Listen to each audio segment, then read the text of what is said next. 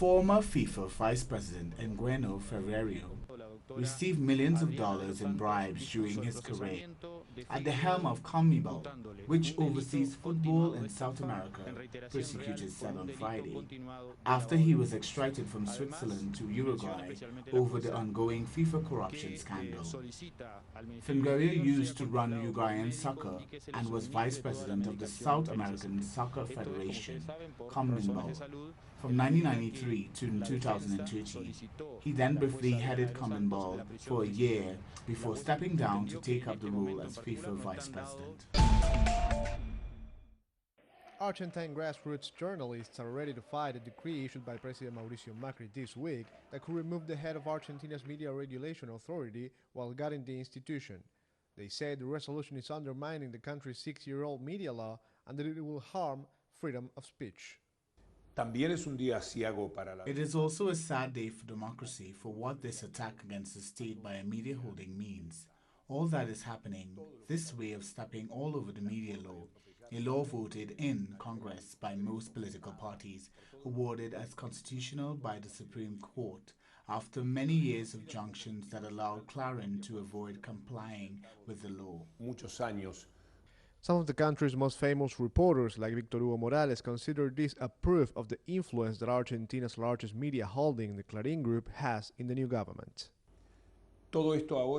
All of this is now strengthened by an attitude that cannot be explained democratically by this group, which has managed to become part of the Troika, the Clarín Group, and its CEO, Hector Magneto.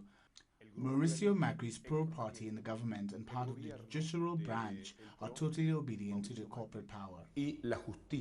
Community TV and radio stations and other alternative media that have received broadcasting licenses thanks to the country's media law approved in 2009 have also rejected Macri's move.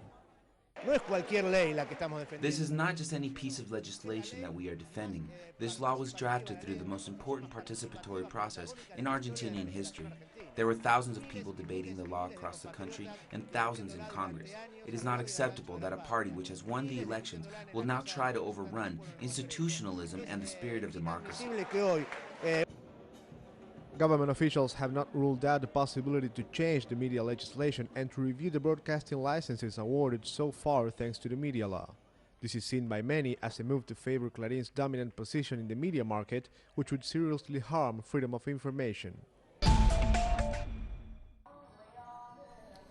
Families and officials lay wreaths and flowers and offer multi-faith prayers to remember the 2014 tsunami victims. The memorial park is built on a fishing village which was washed away by giant waves. On Saturday, many came to the commemoration wall to place flowers near the names of their loved ones.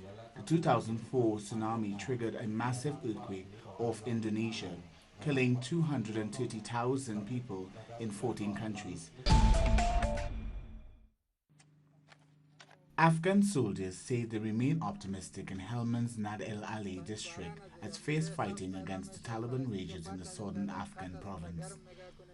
Fierce fighting has been underway across much of the Helmands for months, a traditional stronghold for the Taliban and a major center for opium that US and British troops fought for years to control.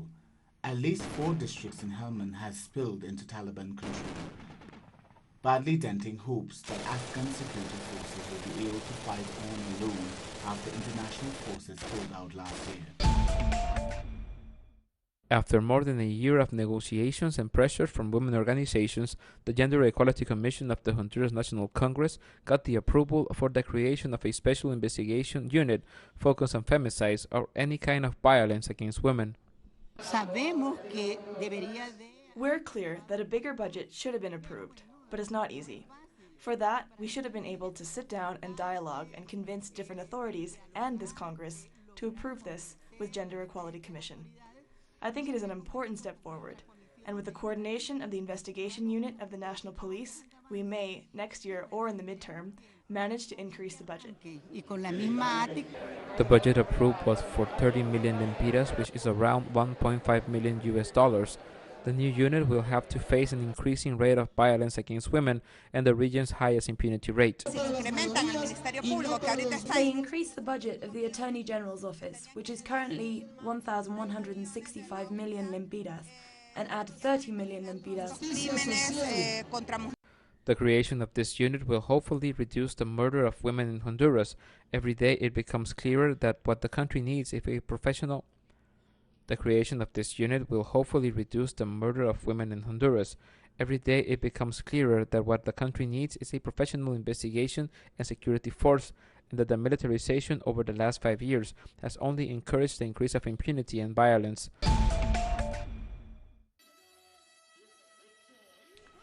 Dozens of bullfighters participated in the annual Tico-style bullfights in San Jose annual festival at Zapote.